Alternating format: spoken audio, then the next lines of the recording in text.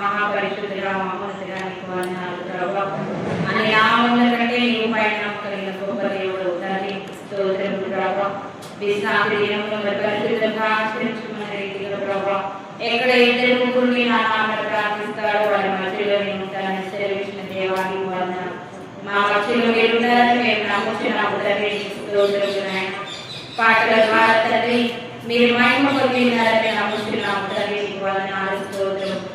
ఆరాధన వాక్యం చదువుతున్న ప్రభావ ఇదిగో తండ్రి నీకు వందనాలు స్తోత్రములు ప్రభావ. అందరూ సమానుల వల్ల ప్రభావ ఆ వాక్యము మేము మా హృదయంలో భద్రపరచుకుని కృప దయచేయండి.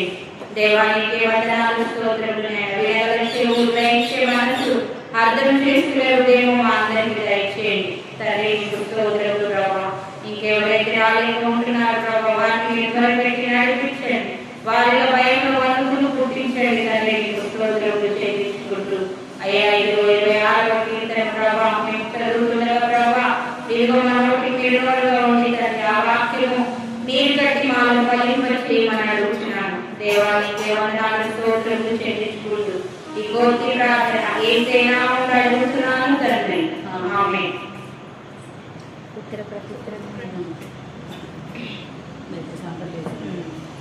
దయచేసి అందరూ లేచి నిలబడండి. మరి 26వ కీర్తన ఉత్తర ప్రత్యుత్తరంగా మరి ఉత్తర ప్రత్యుత్తరంగా చదువుకున్నాం. దావీదు రాసిన 26వ కీర్తన. యెహోవా నేను యథార్థవంతుడనై ప్రవర్తించుచున్నాను. నాకు తీర్పు తీర్చుము. ఏమీ సందేహింపకుండా యెహోవా యందు నేను నమ్మిక ఇచ్చియున్నాను. యెహోవా నన్ను పరిశీలించుము. నన్ను పరీక్షించుము. నా అంతరింద్రియములను నా హృదయమును పరిశోధించుము. నీ కృప నా కన్నుల ఎదుట ఉంచుకొని ఉన్నాను. నీ సత్యమును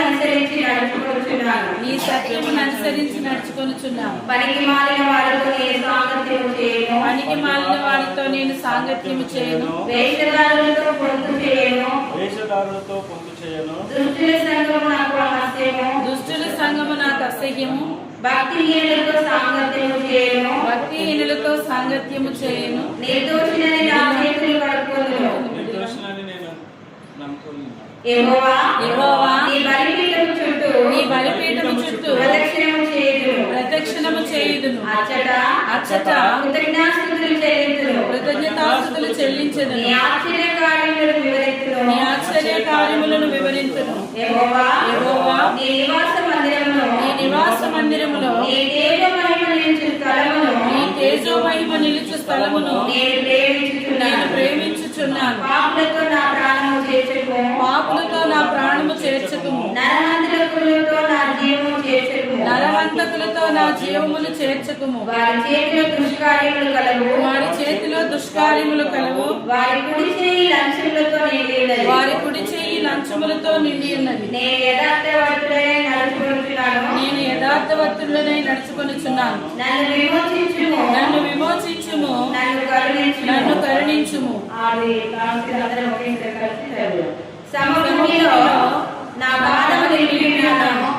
సమాజంలో యెహోవాను స్తుతించెదరు. దేవుని నామమునకు మహిమ కలుగుగాక.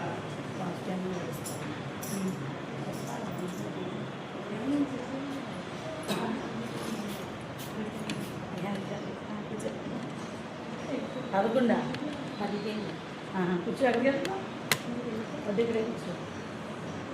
దేవుని నామానికి మహిమ కలుగుగాక. కీర్తనల భాగం నుంచి 26వ కీర్తన ఇంతవరకు మన మధ్యలో ఉన్నటువంటి దైవ సేవకులు కూడా చదవడం చూస్తున్నాం. దేవునికి స్తోత్రం కలుగుగాక. మరి దేవుడు గతించిన దినము నుండి ఇంతవరకు సజీవమైన రెక్కల చాటును మనల్ని అందరినీ భద్రపరిచాడు. దేవునికి మహిమ కలుగుగాక. పాటలతో ఆయన స్తుతించాలి. ప్రతి గానములతో దయచేసి అందరూ కూర్చోండి. దేవుని నామానికి మహిమ కలుగుగాక. 26వ కీర్తన మనం ఒక 10 నిమిషాలు ధ్యానించుకున్న తర్వాత ఆరాధన చేసుకున్నామండి. దేవునికి మహిమ కలుగుగాక. 26వ కీర్తన 1 నుంచి 12 వచనాలు ఉన్నాయి. 12 వచనాల్లో మొదటిగా దావీదు రాసినటువంటి కీర్తన.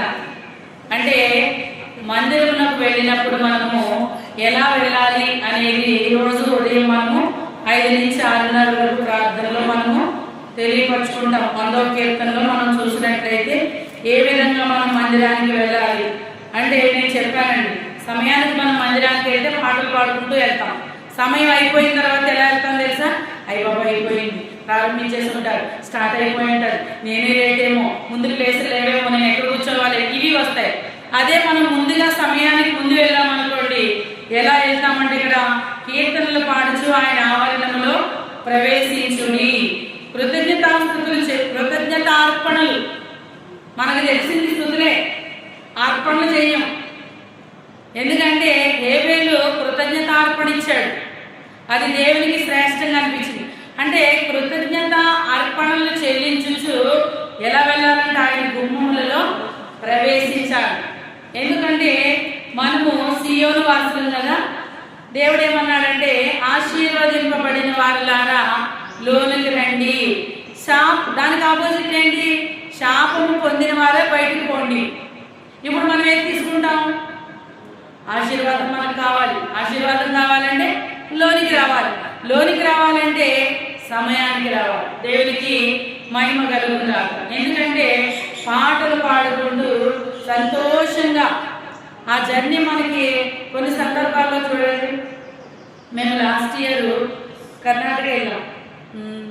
కర్ణాటక ప్రేయర్ కోసం వెళ్తే ఒక ఇంట్లో వాళ్ళు ప్రేయర్ చేయడానికి మధ్యాహ్నం 3 గంటలకి కారు ఎక్కాము. మధ్యాహ్నం 12 గంటలకు కారు ఎక్కి 3 గంటలకు అక్కడ ఉన్నాం. ఎలా వెళ్ళామో తెలియదు, పాటలు పాడుకుంటూ వెళ్ళిపోయాం. అసలు డ్రైవ్ చేసే అబ్బాయి కూడా అసలు ఎప్పుడు ఇంత తొందరగా అంటే నేను సమయం చెప్తున్నాను కానీ 2 hours 45 minutesలో మేము వెళ్ళిపోయాం. ఎలా వెళ్ళామో తెలియదు. నిజంగా పాటలు పాడుకుంటూ వెళ్ళాం. అంటే ఇప్పుడు మనం పాటలు పాడుకుంటూ వెళ్తే మనం ఏం చేస్తున్నామో మనకు తెలియదు. దావీదు కూడా ఉదయం వెళ్ళేవాడు గొర్రెలు కాయడానికి, సాయంత్రం వచ్చేవాడు. అదే మనం అయితే ఏమంటాం? ఎప్పుడు నన్నే పంపిస్తావా? నాకన్నా ముందు నాకు అన్నయ్య ఉన్నారు కదా, వాళ్ళని పంపించవచ్చు కదా అంటాం. ఎప్పుడు నాకే చెప్తావా? ఎప్పుడు నేనే చెయ్యాలా, ఇంకెవరు చేయరా అని అంటాం. దావీదు ఇష్టపడేవాడు. గొర్రెలు అనగానే వెంటనే వచ్చేసేవాడు. హాయిగా గొర్రెలు దేవునికి చెప్పేసేవాడు. ఈయనేమో గాన ప్రతిగానాలు చేసుకుంటూ కొత్త కొత్త పాటలు రాస్తూ ఉండేవాడు. కొత్త కొత్త వాయిద్యాన్ని కనుగొంటూ ఉండేవాడు. మరి మనము కూడా ఏదో కనుగొనాలి. మనము మాట్లాడుతున్న ఈ మౌత్ ఎవరో కనుగొన్నారు, అవునా? అన్నీ ఎవరో చేసి మాత్రమే మనం చేస్తున్నాం. ఈ దేహము కూడా దేవుడు చేసిందే. మరి మనం ఏమి చేయగలుగుతాము? మనలో ఏం ప్రత్యేకత ఉంది? ఇప్పుడు ఒక ఇంటికి వెళ్తాం, నీకు నచ్చిన కర్రీ కాకుండా నువ్వు ఏం స్పెషల్గా చేయగలుగుతావు? రాత్రి సంపూర్ణండి అక్క నేను ఆకుకూరలు బాగా చేస్తాను అంటే ప్రతి ఒక్క వ్యక్తికి ఒక స్పెషలైజేషన్ ఉంటుంది. ఇప్పుడు ఏమి రాదనుకోండి, ప్రిన్సీ ఉంది, ఏమి రాకపోయినా ఆలు ఫ్రై కానీ లేదా ఆమ్లెట్ కానీ వేస్తుంది, అవునా కదా? అంటే ఏదో ఒకటి వచ్చి ఉంటుంది. అన్నీ వచ్చి తినడం వేరు, ఏమి రాకపోయినా ఏదో ఒక ప్రత్యేకత అయితే కంపల్సరీ ఉంటుంది. మరి మనకి ఏం ప్రత్యేకత ఉంది? ఎందు నిమిత్తం ఒకవేళ నాకు ఏం ప్రత్యేకత నాకు తెలియలేదు, దేవుణ్ణి ఏమంటాం? ప్రభా నేను అదే అనేదాన్ని. అలా ఒక 3 years బిఫోర్ వరకు చేస్తూ ఉండేదాన్ని కానీ పరిచర్య నాకు సాటిస్ఫై అనిపించక, దేవా నేను వెనక్కి తిరిగితే కనుక నా 30+ yearsలో నాకు కనిపించింది నేనే ఉన్నా, నువ్వెక్కడ నాకు కనిపించట్లేదు. ఇక నుంచి నేను వెనక్కి తిరిగినా ముందుకు చూసినా నువ్వు తప్ప నాకు ఇంకేమీ కనబడకూడదు అనేటువంటి దృక్పథంతోనే నేను ముందుకెళ్తున్నాను. దేవుని నామానికి మహిమ కలుగును గాక. అలాగే దావీదు కూడా ఈ 26వ కీర్తనలో అదే విధంగా ముందుకెళ్ళడం చూసాం. అందుకే అంటున్నాడు, యెహోవా నేను యథార్థవంతుడనై ప్రవర్తించుచున్నాను. దేవుని నామానికి మహిమ కలుగును గాక. మరి మనం ఈ 26వ కీర్తన లాస్ట్ చదువుకున్నాం. లాస్ట్ వీక్ 26వ కీర్తనే చదువుకున్నాం. 27వ కీర్తన మన మధ్యలో ఉన్నటువంటి అరుణమ్మ గారు చదువుతారు, దీపు చదువుతుంది. 27వ కీర్తన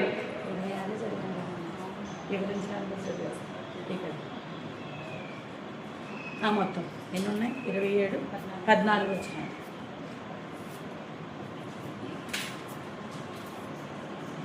కీర్తనలు 27 అధ్యాయం 1 నుంచి 20 వరకు చదువుకుందాం. యెహోవా నాకు వెలుగును రక్షణనై ఉన్నాడు. నేను ఎవరికి భయపడదును? యెహోవా నా ప్రాణదుర్గము. ఎవరికి వెలుగును? నా శరీర మాంసము తినుటకై దుష్టులు నా మీదకి వచ్చినప్పుడు నన్ను బాధించు శత్రువులు నా మీదకి వచ్చినప్పుడు వారు ప్రొట్టిల్లి కూలి నాతో యుద్ధం చేయుటకు దండు దిగినను నా హృదయము భయపడదు. నా మీదకి యుద్ధము రేగినను దీనిలో నేను ధైర్యము విడవకుందును. యెహోవా యొద్ద ఒక వరము అడిగితిని, దానిని నేను వెతుకుచున్నాను. యెహోవా ప్రసన్నతను చూచుటకును ఆయన ఆలయములో ధ్యానించుటకును నా జీవిత కాలమంతయు నేను యెహోవా మందిరములో నివసింపగోరుచున్నాను. ఆపత్కాలమున ఆయన తన పర్ణశాలలో నన్ను దాచును. తన గుడారపు మాటున నన్ను దాచును. ఆశ్రయదుర్గము మీద ఆయన నన్ను ఎక్కించును. ఇప్పుడు నన్ను చుట్టుకొని ఉన్న నా శత్రువుల కంటే ఎత్తుగా నా తల ఎత్తబడును. ఆయన గుడారములో నేను ఉత్సాహధ్వని చేయుచు బలులు అర్పించెదను.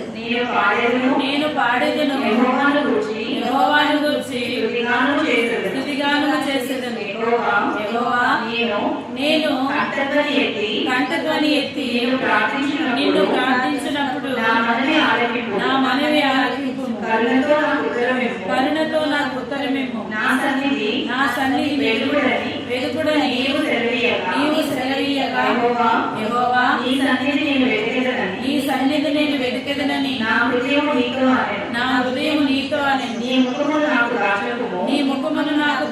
కోపము చేత నీ సేవకుని తోలివేయకు. నా సహాయకుడవు నీవే. రక్షణకర్తవగు నా దేవా, నన్ను దిగనాడకుము. నన్ను విడవకుము. నా తల్లిదండ్రులు నన్ను విడిచినను యెహోవా నన్ను చేరదీయును. యెహోవా నీ మార్గములు నాకు బోధించుము. నా కొరకు పొంచి ఉన్న వారిని చూచి సరళమైన మార్గమున నన్ను నడిపింపు. అబద్ధ సాక్షులను క్రూరత్వము నా మీదికి లేచి ఉన్నారు. నా విరోధుల ఇష్టకు నన్ను అప్పగింపకుము. సజీవుల దేశమున నేను యెహోవా దయను పొందుదు.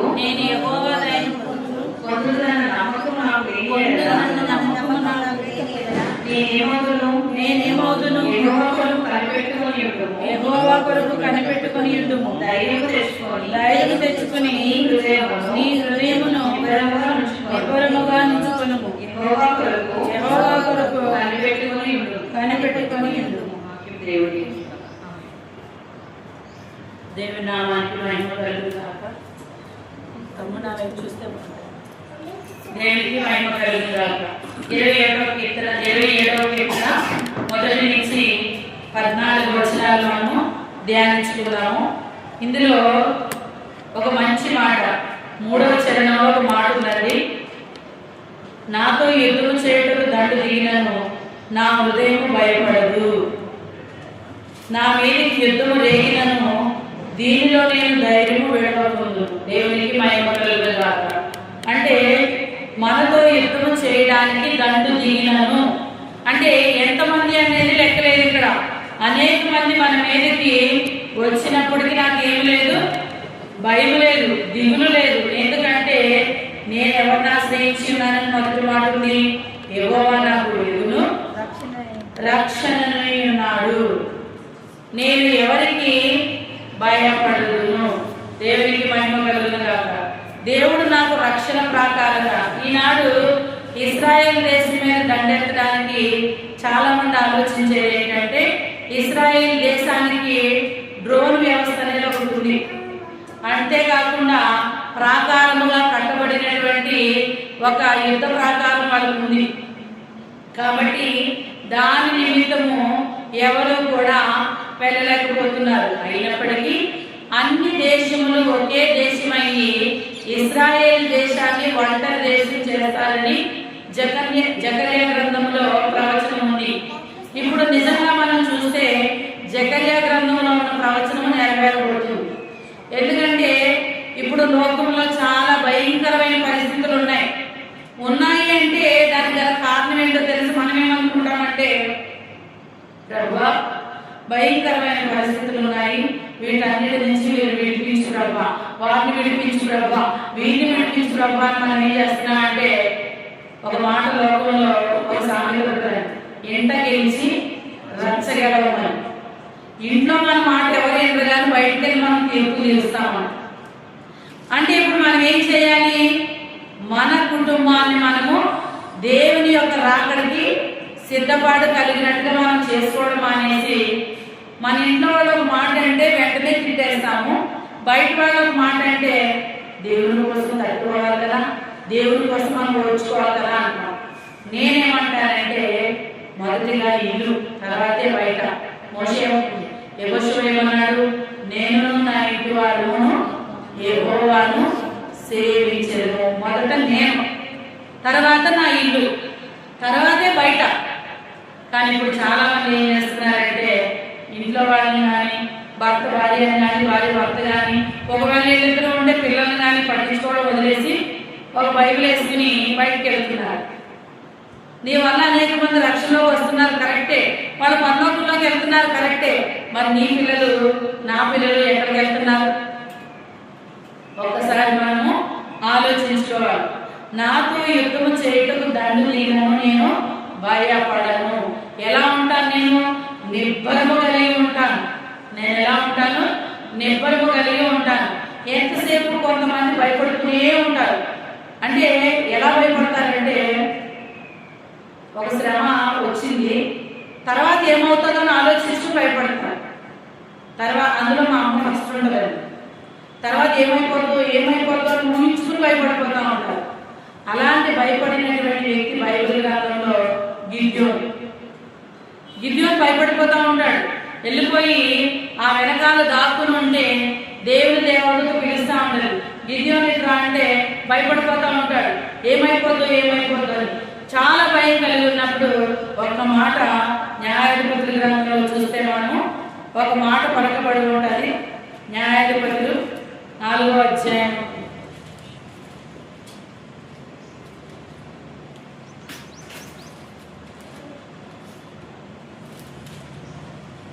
6వ అధ్యాయము 11, 12, 13 వచనాలు చూద్దాం. యెహోవా దూత వచ్చి అబీయెజ్రీయుడైన యోవాషునకు కలిగిన ఒఫ్రాలోని మస్తకి వృక్షము క్రింద కూర్చుండెను. యోవాషు కుమారుడైన గిద్యోను మిద్యానీయులకు మరుగైయుండునట్లు గానుగ చాటున గోధుమలను దుల్లగొట్టుచుండగా యెహోవా దూత అతనికి కనబడి, పరాక్రమము గల బలాఢ్యుడా, యెహోవా నీకు తోడైయున్నాడని అతనితో అనగా, గిద్యోను చిత్తము నా ఏలినవాడా, యెహోవా మాకు తోడైయుండిన యెడల ఇదంతయు మాకేలా సంభవించాలని. దేవునికి మహిమ కలుగును గాక.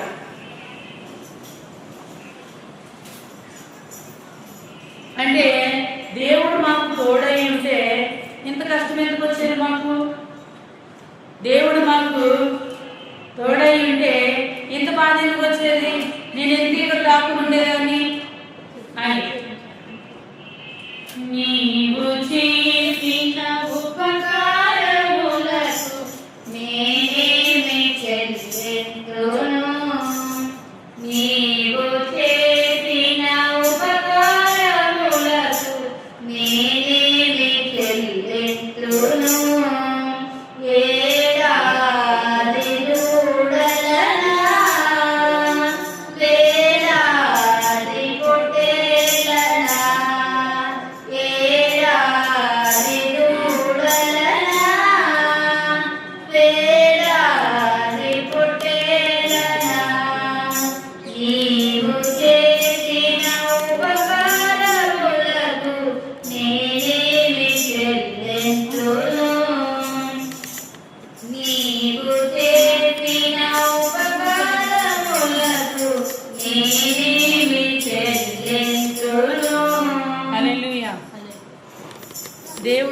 కృపచేత అంటే పరాక్రమము గల బలాఢ్యుడా యెహోవా నీకేమై ఉన్నాడు, తోడై ఉన్నాడు అనగానే గిద్యోను ఏమంటున్నాడో తెలుసండి, నేను బలాఢ్యుని కాదే, నేను బలహీనుడు కాబట్టి ఆ గానుల వెనకాల నేను దాక్కున్నాను. ఒకటి. రెండవది ఏంటంటే యెహోవా మీకు తోడై ఉంటాడని ఎలా చెప్తున్నారు? యెహోవా మాకు తోడై ఉంటే ఈ ఐగుప్తు దేశంలో నుంచి మరి ఇన్ని అద్భుతాలు చేశాడు కదా దేవుడు, మాకు ఇన్ని కార్యాలు చేశాడు కదా, ఇంత తోడై ఉంటే మాకెందుకు ఈ పరిస్థితి కలిగేది? దేవునికి మహిమ కలుగును కాదు. ఒకటి మనం చాలా గుర్తుపెట్టుకోవాలండి, దేవుడు మనం బలహీనతల్లోనూ శ్రమలో ఉన్నప్పుడు ఒక మాట మాట్లాడతాడు, భయపడకము నేను నీకు తోడై ఉన్నాను అని. ఎందుకు ఆ మాట మాట్లాడతాడంటే మనం అర్థం చేసుకోవాలి. భయపడకము నేను నీకు తోడై ఉన్నానంటే ఈ శ్రమ అయినా శోధనైనా దేవుని అనుమతితోనే మన ఎదుటికి వచ్చిందని మనం ఫస్ట్ గ్రహించాలి. అంటే భయపడకండి, ఈ శ్రమ నువ్వు దాటాలి, ఈ శ్రమలోంచి నువ్వు వెళ్ళాలి. వెళ్తేనే ఇందులో ఉన్న సారం నీకు తెలుస్తుంది. ఇందులో ఉన్న సారం నీకు తెలిసిందంటే నువ్వు బలపరచబడతావు, అనేక మందిని నువ్వు బలపరుస్తావు.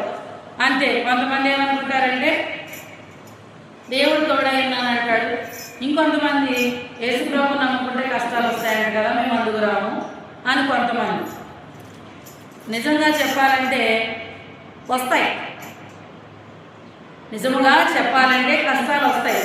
నేను చాలాసార్లు పాడుతూ ఉంటాను, నిజమైన క్రైస్తవునికి శ్రమలుండుట న్యాయము, ప్రార్థనలో ఎదిరించుట క్రైస్తవుని ధ్యేయము, నమ్మకు ఈ లోకము క్షణములోన మాయము, నిరీక్షణతో నిలబడుము పరలోకం ఖాయము, ఆనందాపురము సాగరా, ఆనందాపురము సాగరా. పరలోకం దిగి వచ్చేస్తుందండి. నిలబడాలి, కష్టపడాలి, శ్రమలు పడాలి, ఇరుకు మార్గంలోంచి మనం వెళ్ళాలి.